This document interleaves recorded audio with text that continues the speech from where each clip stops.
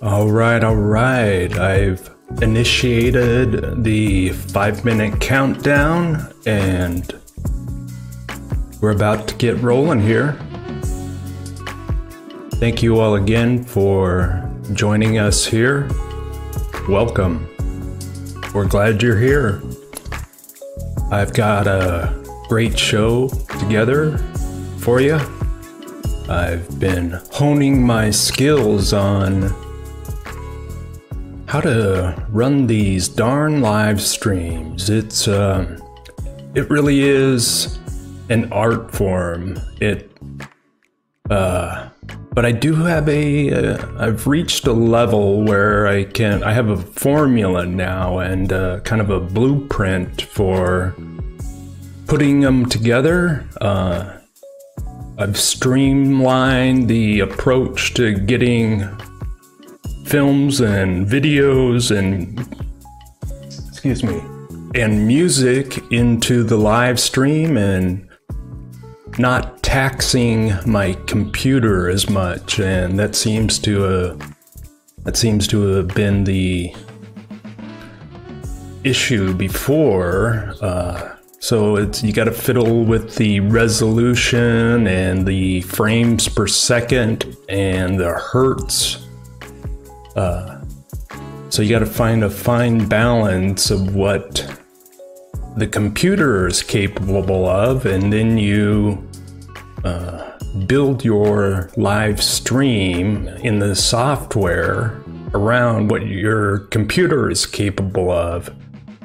And if you try to ask too much of the computer, you start to get the laggy and start dropping frames and buffering, and I'm getting better at it. I'm not saying I'm an expert, and I still have plenty to learn, and I look forward to it, but I feel like I've reached a level where I've overcome some of the early hurdles and a good foundation to go forth. And because I really appreciate good visuals and good music and levels and presentation, and some of my earlier live streams, when I look back at them, I'm glad I did them, but it's difficult because I was encountering several issues, and I wasn't quite sure how to resolve them, but other than diving deep into the research of how to do live streams in this software, OBS, man, there's some people that are really, really good at it, and if I can... Hi, Sufanelli. Good to see you. Give the chat a quick shout out. Ray's here, of course. Saw Tom was here, and boy, 14 already. Wow, the show hasn't even begun yet. Holistic Media's here. I believe it is about 7 p.m. in the evening over in Britannia. And I think over in Australia, it's probably 2 in the morning, Saturday morning. Is today Friday? Gosh, I lose track. And who else? Machine Head is here. Excellent. Boy. Working the overnight shift and up to see my live stream. Excellent. I got up to this notification and I'm gonna try and have a normal day. Well, excellent. Yeah. How's everybody doing? Excellent. Good to see you all. I think this is how I want to do the shout outs to when I pop over to the chat. Look how massive my head is. God, I got a big head. All right, so as I mentioned, Ray's here. Good, he's got a good seat down there. And Machine Head 69 is here. Ford Jax, of course. Sue Finelli in the crowd. I streamlined the theater feel. I for some reason I came across this and I was like, I'd like to incorporate this look into the live stream. Maybe it's a little corny, you know, but that's me. As you're probably well aware by now, I'm a little corny. Especially if you've seen my last couple of video shorts, yesterday and today, you can see just how wacky I can get. And oops, as always, if you can let me know in the chat if the volumes and the levels and everything's going good. I'll check it over here now. These headphones are the second screen. All right. Yeah. Okay. All right. If anything happens, we drop out, let me know. All right.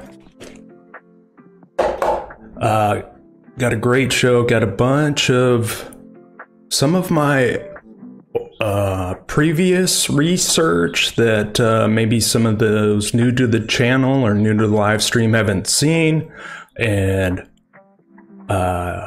some action sports, and they all have a positive story behind them, and I try to tie them into the research and bring it all for full circle.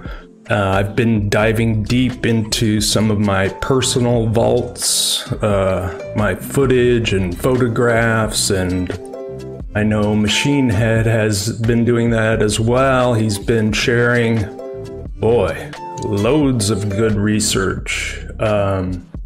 Look forward to seeing his presentations. Morgan is here, Isabel, over at the Isabel Alive 2.0. He says, Bill, I was about to go live on the funniest presentation ever. Just hilarious. Comedy ready to go. Thank you, Machine Head. It says it sounds and looks great. Let's see. Oh, and I saw Eugenie Retrospectology, man. Back when I first started about 1.5 years ago creating little short films and videos, he was right there with me, and I kind of looked to him and see how he was doing it, because I really had no idea how to do it. I'm like, how do you make videos? I don't know. Thank you, Morgan, already on the board with a $2 super chat. Thank you, brother. Much appreciated.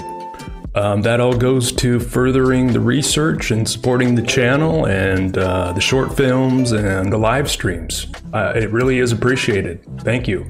Yeah, Eugenie Retrospectology. I watched some of his stuff on St. Louis, and I was like, wow, okay. I see. Okay, now I have an idea. So I looked to Eugenie Retrospectology's work early on, and he was very helpful. Ford Jax is here, and all right. So we're already up to 15 people at the beginning of the show. So what I think we'll do is I'll get my massive head off of the screen. I don't know if anybody's familiar with the skateboarder Danny Way, but he really is a pioneer in pushing the limits, not just in skateboarding, but in his life. He's a very creative and driven person. And if you're familiar with any of his stuff, you'll know what I'm talking about. But if you're not, I'll kind of give you an idea of what Danny Way's up to. He was at the top of the skateboarding competitions, or in the skateboarding world. He's still around, but he decided he needed a new challenge because that's just the kind of person he is. He wanted to push the limits further and further, and he created skateboard mega ramp. And he got so good at it that the government of China invited him to China to jump over the Great Wall of China. Believe it or not. And I'm going to show you that now. Here is Danny Way, the story. It's a 4-part segment, and I've picked a couple of segments, but these are the really important and crucial parts. I think you'll enjoy this.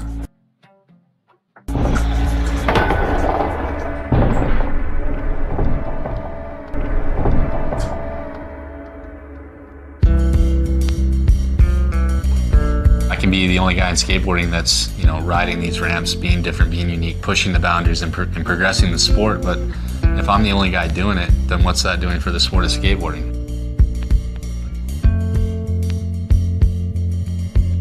In opening people's minds as to what is possible, Danny then set out to raise the game of his fellow professionals.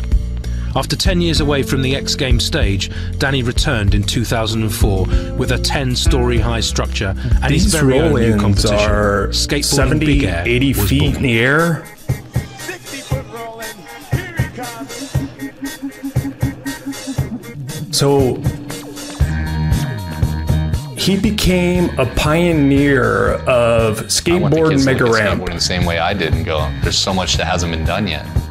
That's what bringing these things to the mainstream eye is. It's opening up their perception of what skateboarding is about. Skateboarding is endless. The creativity is endless. Creativity. Skateboarding has always been about progression. It's always been about freedom and creativity and being different. Everyone used to have their own style, their own tricks, and now everyone skates alike. So I've set out on a mission to try and Creativity disrupt that whole mindset. and progression.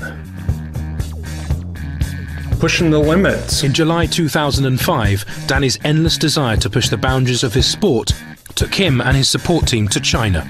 Unbelievable. Juhuzhong Gate, located just outside of Beijing, is one of China's most important and imposing historical locations. Turning 12 trucks of scaffolding, enough plywood to surface 2 tennis courts, and tens of thousands of screws into the world's largest ever skate structure, the Great Wall Danny of embarked China on the biggest challenge ever attempted in action sports. Look at that structure.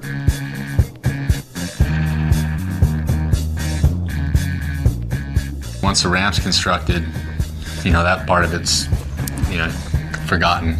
The price tag's out of the picture. Now it's time to produce what everyone wanted to see, which was me jumping the wall, and that was the next accomplishment on the list. I remember him when he was like a 12-year-old little kid. I was on that thing the second they gave me the thumbs up just to get a feel for it. Great Wall of China.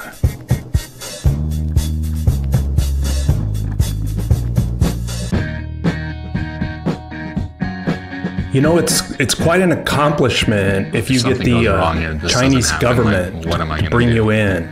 $1 million invested in this venue. The Chinese government turning up to watch me do this. You know, the permits that, you know, we had achieved with the government, how long that took for some, you know, situation to happen. No fear, can enable says me Jan. to not be able to accomplish that was bouncing around in my head nonstop all day. What happens if I can't jump this tomorrow? So there's a little bit of drama built up to him jumping the Great Wall of China, but he brought over a huge group of his friends. He brought over a group of dozen of them, skateboarders for support. And so this was a big deal. I mean, China, the government of China brought him over, built this massive skateboard ramp right next to one of their prized possessions, you know, their possessions, quote unquote, Great Wall of China. And, you know, that's a big one. That's big. A government like China to bring some skateboarders over to play next to the Great Wall of China. So this is practice. My worst nightmare came true on the practice jump. First jump over the thing, I came up a little short and landed on the deck. Let me pause it here. That deck is usually, it's a platform where the guy over on the right in the yellow shirt, he's on the platform. There's usually a rounded edge there that curves over down into the landing ramp, but for some reason they made it a squared off edge, and I think that was a mistake that he later said that he wished that it was rounded, but head over heels on my skateboard at like 40, 50 miles an hour. I have on my snowboard cartwheeled in powder, but that's soft, you know? Oof. So the first thing I thought was, you know, you gotta crumble like a rag doll and disperse the energy as much as possible in any way, shape, or form you can. Oof.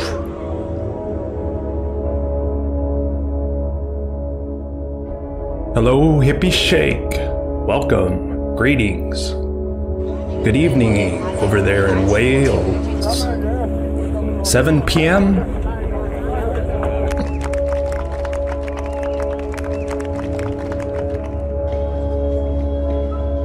Broke his ankle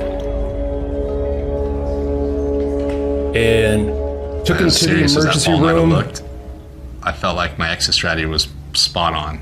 I mean, to get an ankle injury out of that, they gave him full access to their medical treatment and medications, and he was going to give it a shot the next day. I took a pretty good blow to my ankle. Pretty lucky I'm standing on it right now.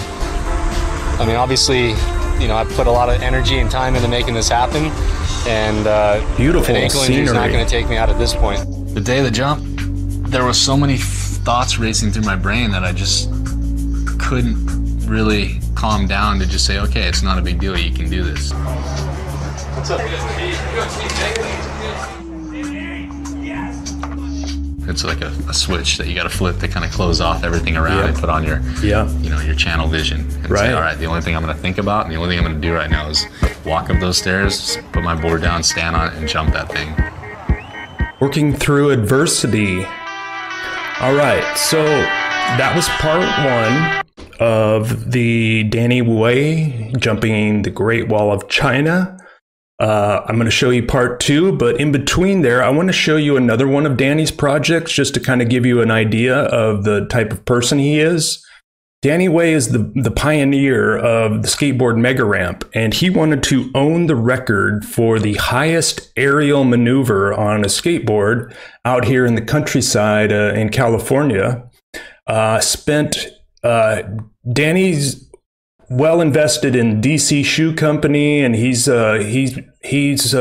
gained financial independence long ago, and he lives nicely, and he invested in this skateboard ramp so that he could set the world's record for the highest air on a skateboard. So it's just a short little segment, but I'll show you this and we'll get back to part two on Danny Way jumping the Great Wall of China.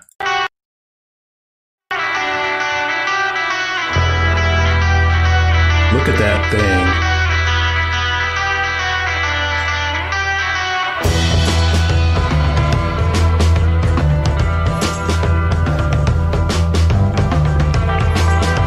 Break the record.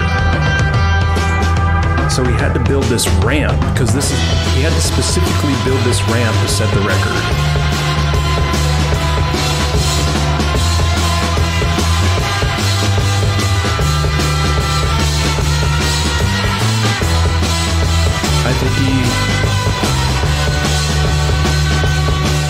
I think he spent over $1 million building this ramp.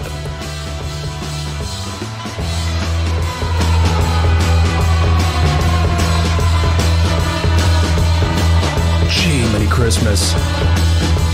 So the ramp is 25 feet tall or more. Oh my God. And he is over 25 feet above the top of the ramp. So he's 50 feet in the air. So that was just to kind of give you perspective on what Danny Way does.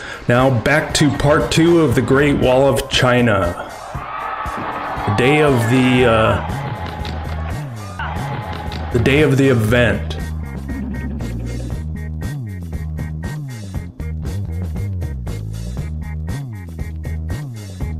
Yeah, Machine Head, right. $5 for 2 hours. Free in Canada. Nice. Yeah, skateboarding. Speaking of that, I've got a presentation on skateboarding in Canada later on in the show.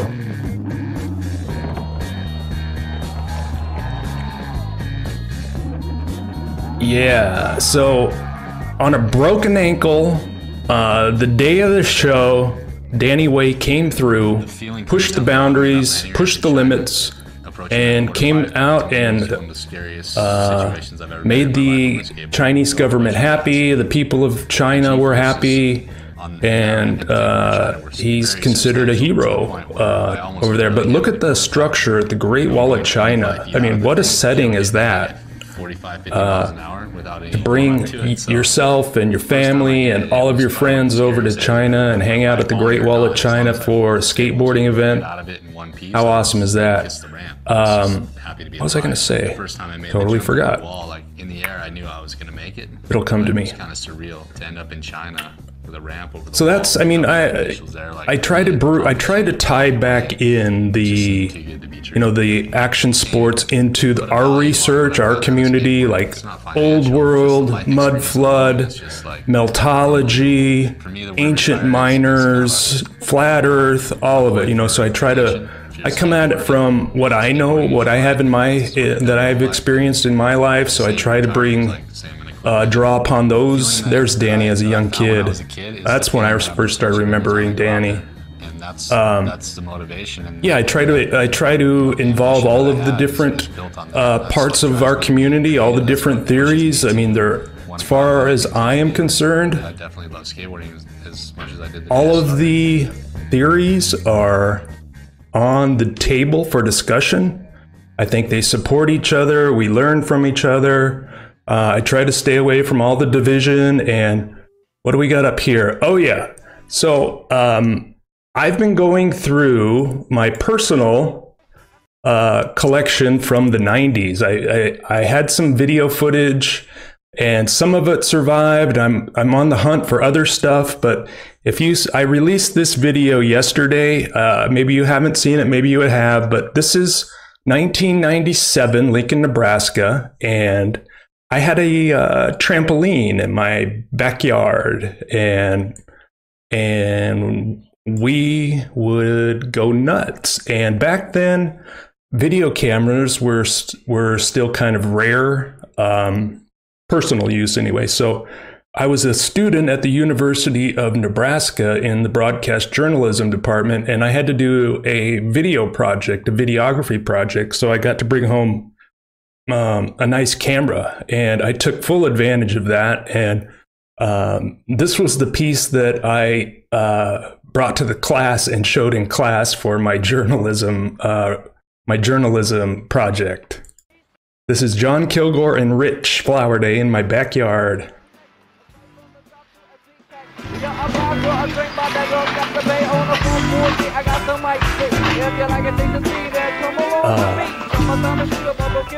That poor trampoline. Look at the frame bending.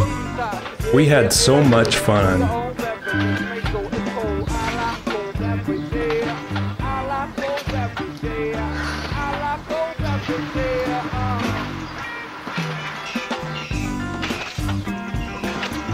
John Kilgore.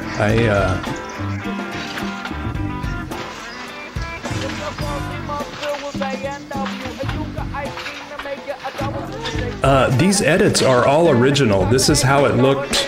This is how I edited it together in 1997. I did remaster it yesterday and kind of change the aspect ratio. And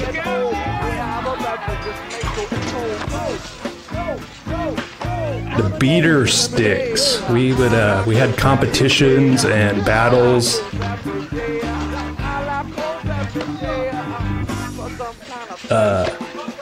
Yeah, we grown men just going nuts, right?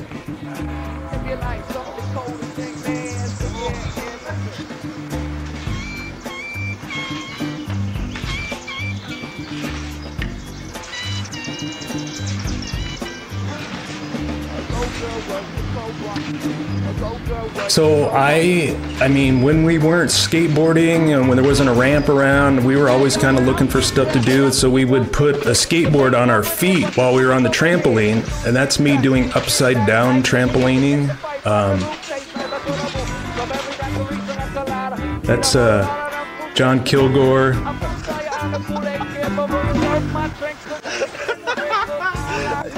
Right there, so I think we should go. All right.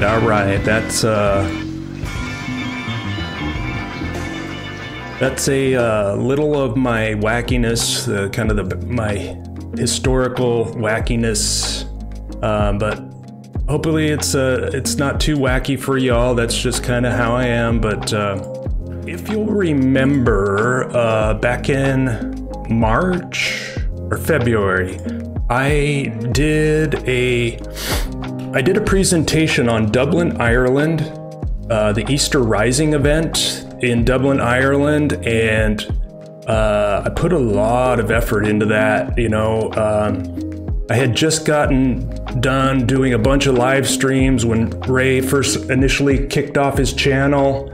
And we did a marathon of live streams for like a week and a half, and I needed to get back into the filmmaking and the presentations. And Ray kept going, thankfully. But this is what I did. This is the presentation that I created right after we got done with the marathon of live streams over on Ray's channel. And, you know, because I feel like I want to keep creating short films and presentations for the research that we do, because I feel like it's really important. But the Dublin, Ireland one touches on what happened in Dublin in 1916, where a large portion of the city was destroyed, or that's, you know, what they're saying. But I think you're going to enjoy this one if you haven't seen it. But if you have, I've kind of done some remastering to it. And this is a presentation I did. I clipped it from a previous recording, but I've made some adjustments to it, and I will dip my camera out on this one because this is kind of the big part of the show here is the Dublin, Ireland Easter Rising. Here we go. But the live stream itself is kind of an art form that I'm still learning. But the show's about to start. I'm gonna dip out here and mute the mic and let you enjoy the show.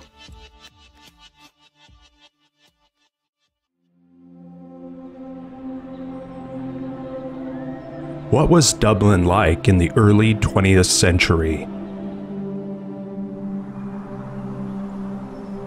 A second city of the British Empire, Dublin was also the first city of nationalist Ireland, and within its boundaries, the divisions of class and culture were extraordinary.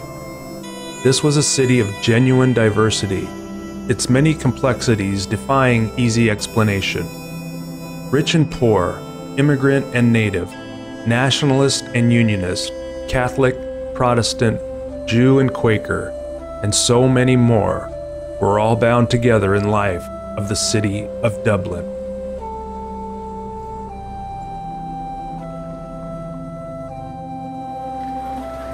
As the center for British rule in Ireland for 8 centuries, Dublin was the focal point of the substance and symbols of British culture.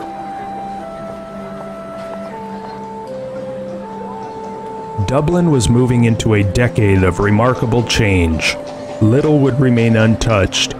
First, the 1913 lockout redefined the nature of commerce and class relations in the city. Then, in 1914, with the start of World War I, the citizens of Ireland saw many 1,000 Dubliners fighting in the trenches of Gallipoli, Flanders, and the Somme. Many never came home.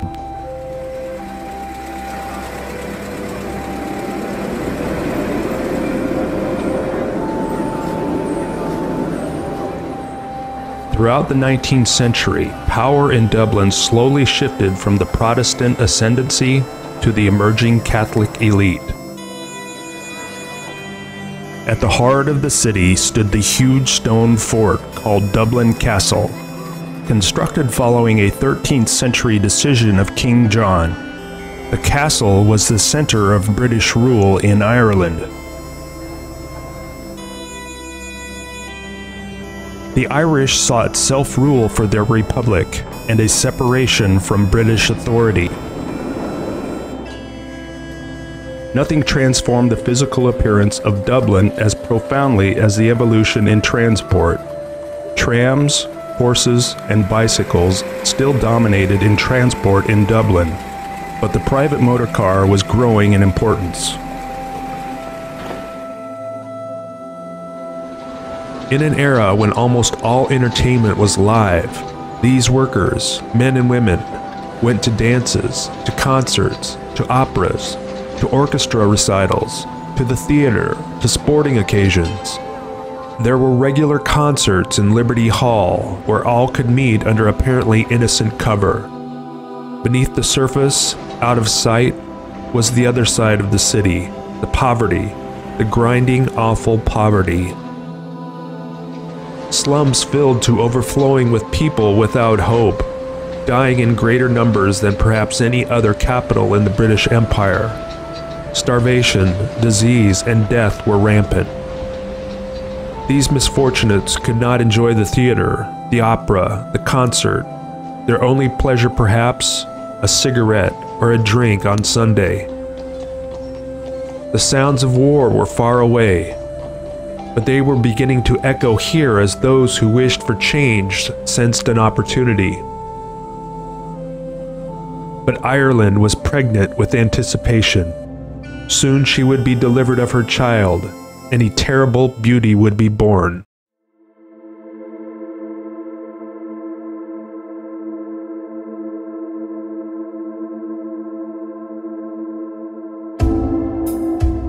Monday, April 24th, 11 a.m.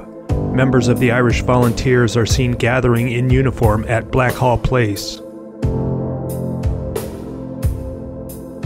11:15 a.m. Large numbers of volunteers begin gathering at Liberty Hall. They are joined by members of the Irish Citizens Army. Volunteer activity is also observed around St. Stephen's Green. 11:45 a.m. Members of the Irish Citizens Army take control of St. Stephen's Green, and volunteers have entered the South Dublin Union. Nearby, volunteers also take control of the forecourts. Noon, Monday, April 24th, a British ammunition convoy is ambushed near the forecourts. 12:30 p.m., the British response begins. Colonel Cowan orders 6 reserve cavalry to send a patrol to Sackville Street, and for the 3 battalions of the Dublin garrison to send men to defend Dublin Castle. He also contacts the Curragh by phone and asks that the mobile columns of the 3rd Reserve Cavalry are sent to Dublin. Tuesday, April 25th, 8:30 a.m. Under heavy fire, the Citizens Army forces at St. Stephen's Green make the decision to abandon their exposed positions in the Green and take up new positions in the Royal College of Surgeons.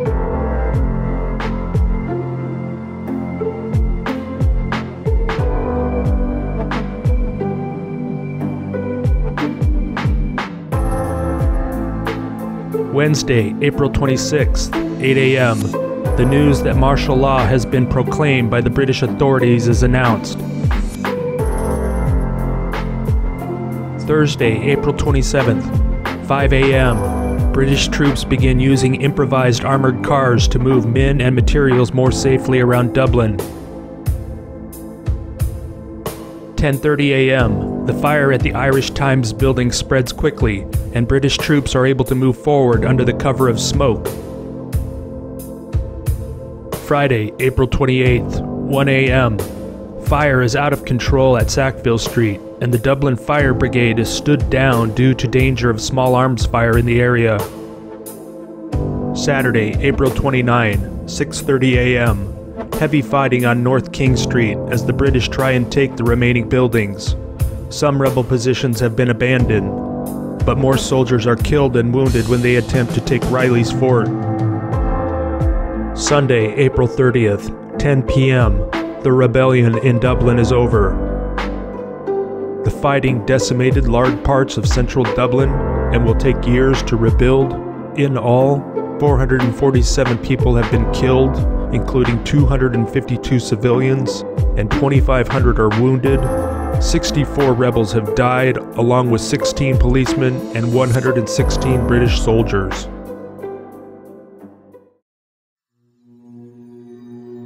Thank you for that field coverage and war report.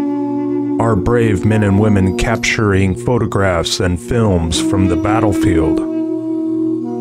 I would like to take this time to pay honor and tribute to the men and women who may have lost their lives in this event. They fought valiantly for their rights and way of life. Let's take a closer look at the damage and destruction. These buildings are completely destroyed. Many are simply gone. A shell of what they once were. A few walls still stand, yet the rest of the structure has disappeared. The rubble consists of small pieces of brick that have fallen and gathered into smooth mounds. We see that the streets are clear of rubble, and perhaps the citizens first cleared the streets after martial law was lifted. Due to the nature of explosions, we would expect to see debris and rubble everywhere. It is reported in the official narrative that the weapons used were rifles, machine guns, hand grenades, handheld artillery, and the forces of fire. After the event, the two sides agreed to peace for Dublin and began to rebuild the city. The citizens picked up the pieces of their lives and went forward. The remaining damaged buildings were skillfully brought to the ground by the Dublin Fire Brigade with the use of explosives and brute force. They took their orders from the men in top hats. Were the conventional weapons of World War I capable of such destruction? Or did some other force or weapon destroy Dublin? Another theory that I'd like to cover in this presentation is, was there some type of flammable propellant used that caused the burning of brick, steel, and stone?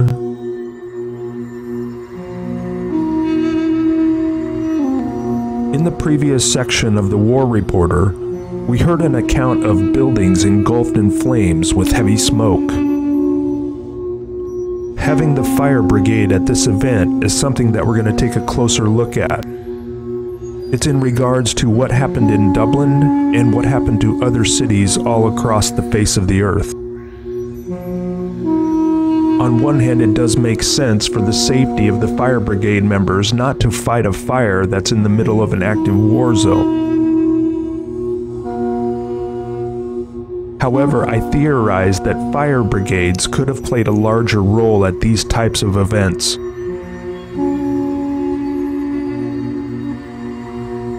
Let's recap what we've discussed, then move into a closer look at the men, the soldiers, and the fire brigade, including their equipment and their military training.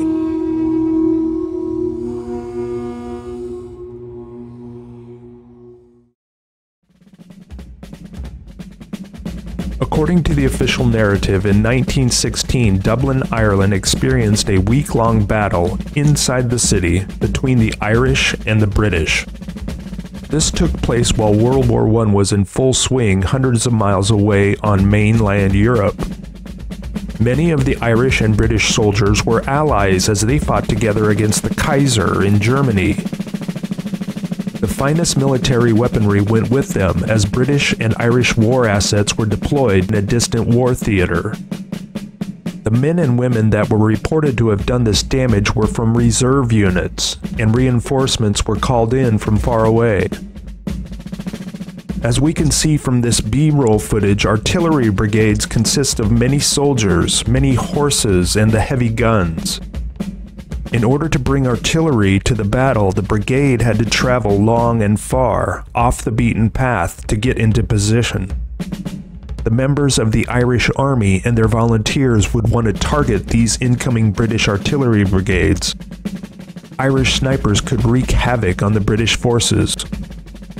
In 1916, artillery was reported to be the biggest guns around. Other conventional weapons reported to have been used include hand grenades, baseball-sized explosives that were thrown by the hand grenadiers at the enemy.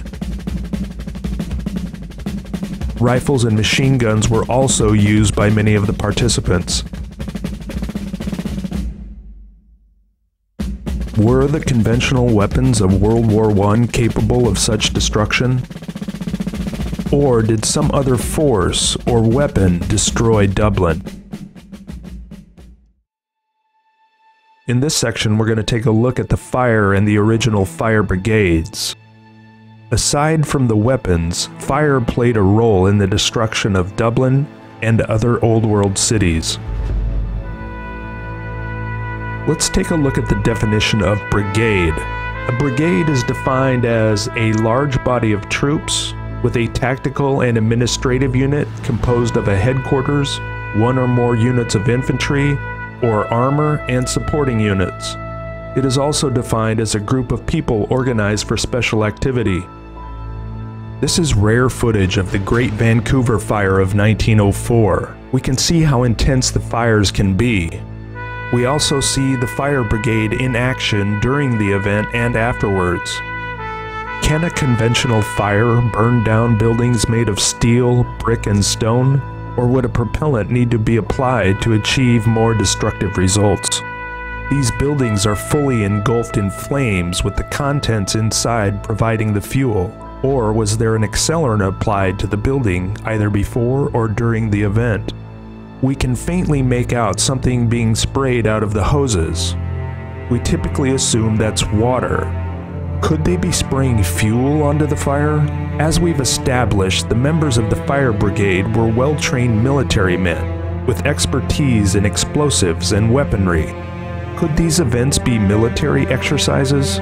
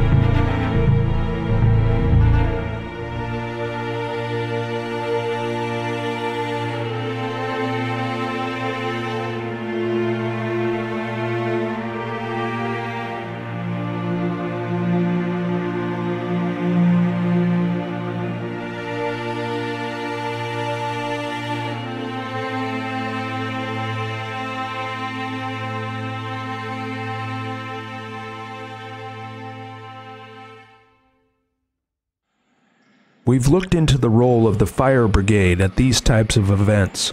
In this section, we'll consider other weapons taken from the historical record.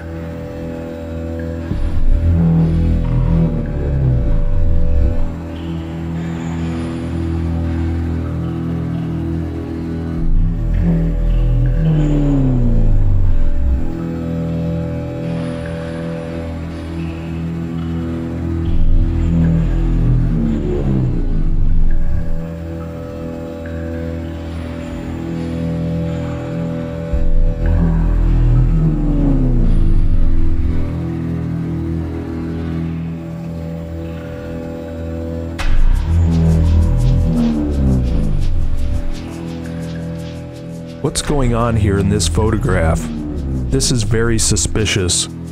The fire brigade member in the upper right, men huddled around a smoking box in the middle of the debris. Is this some type of weapon that they're using? Is this part of the destructive force? What caused all of this destruction? Are we looking at the results of a weapon or technology that isn't known to the general public? What are we looking at? Where are the flame marks? Should black burn marks be present?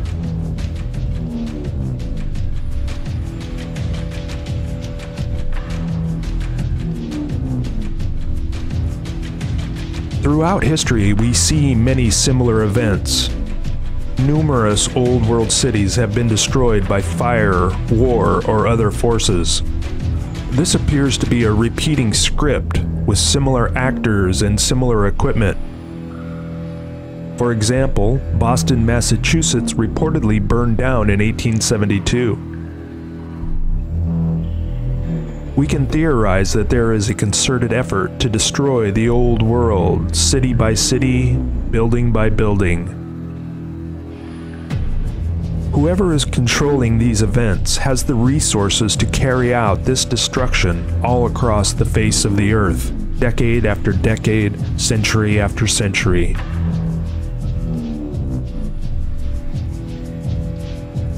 By using the cover story of war, or fire, or natural events, the control mechanism that's in place is systematically causing the destruction of the old world ways and the old world architecture.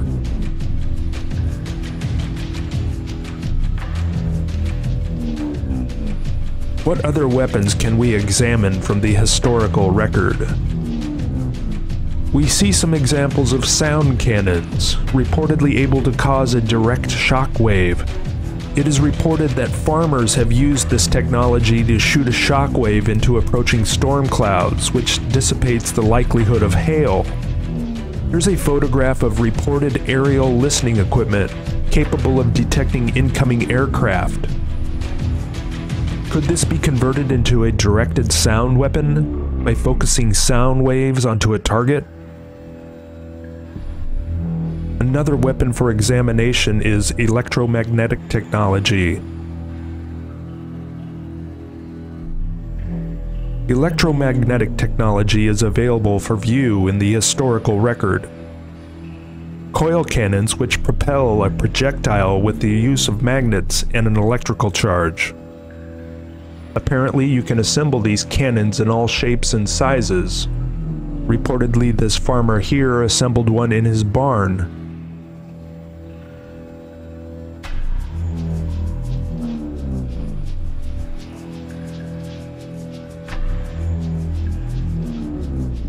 During World War II, we began to see these weapons portrayed on a larger scale.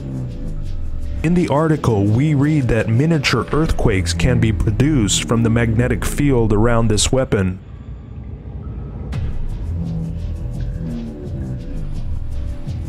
Going even further back in the historical record, we see depictions of Fachet technology, which is a bundle of metallic rods reportedly capable of directed electrical discharge.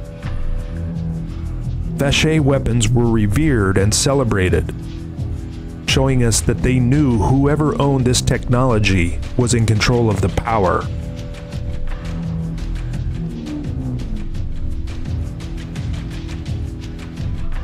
The next weapon technology that we're going to take a look at is Archimedes' death ray.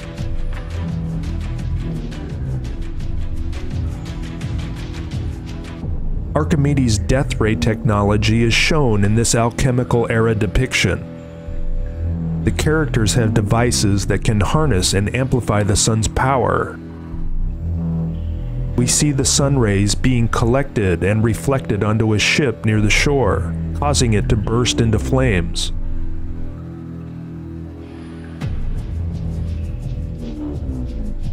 Back in the day, one way to protect your castle from enemy ships was to put a giant reflector on the roof to gather the sun rays and redirect them onto the attacking ships.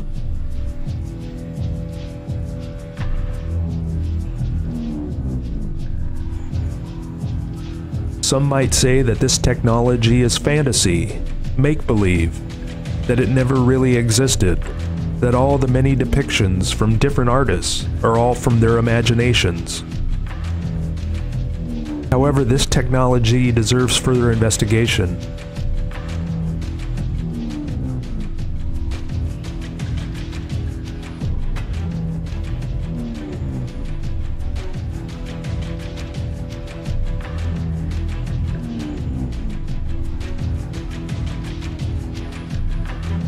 To recap on the Archimedes death ray technology, it appears to have been a common weapon depicted in the old world, Perhaps this has been hidden away from the general public.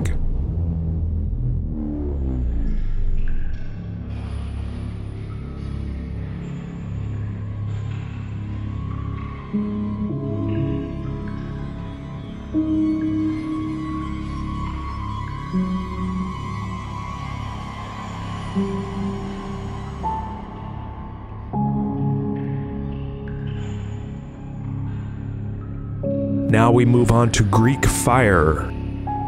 In this one I'm going to connect back with the fire brigade, especially the similarity in equipment and materials. In the historical record, we read and see depictions of Greek fire in action. It is reported that the fire stuck to whatever it hit and that water didn't put it out. It actually burned underwater.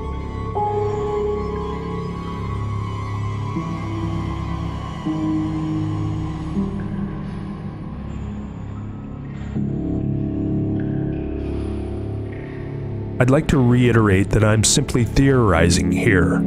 I can't prove any of this. I'm just reviewing the historical record and asking why so many old world cities have been destroyed, and I'm trying to find the answers to those questions.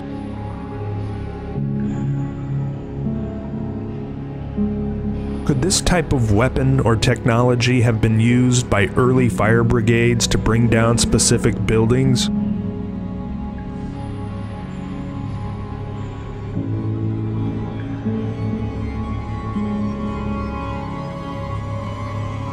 In this depiction, is this person starting the building on fire, or are they putting out the fire? Hard to say.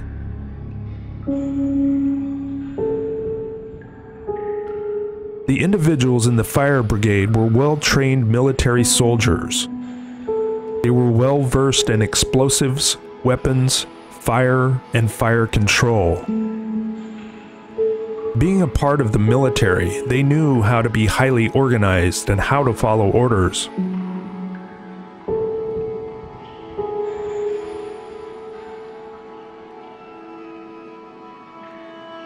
In this final depiction, we see how advanced they were in the old world.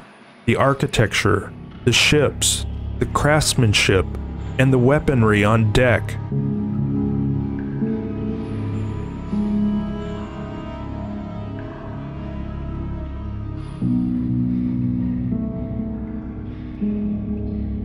These tanks appear to be metallic. They remind me of the apparatuses of the old fire brigades. Look at the similarity. Could there be something other than just water inside those tanks? If there is a connection between the fire brigade and the destruction of the old world, I can only hope they evacuated all individuals before they brought the buildings down. If these were good men, they certainly spared the lives of the inhabitants that lived and worked in these structures. Were these men simply taking orders from their evil supervisors?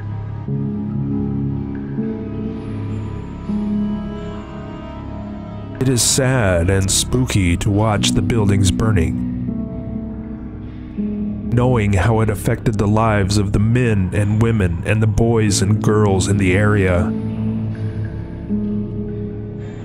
Does your city have a story of a fire, or a war, or a natural event destroying the old world architecture?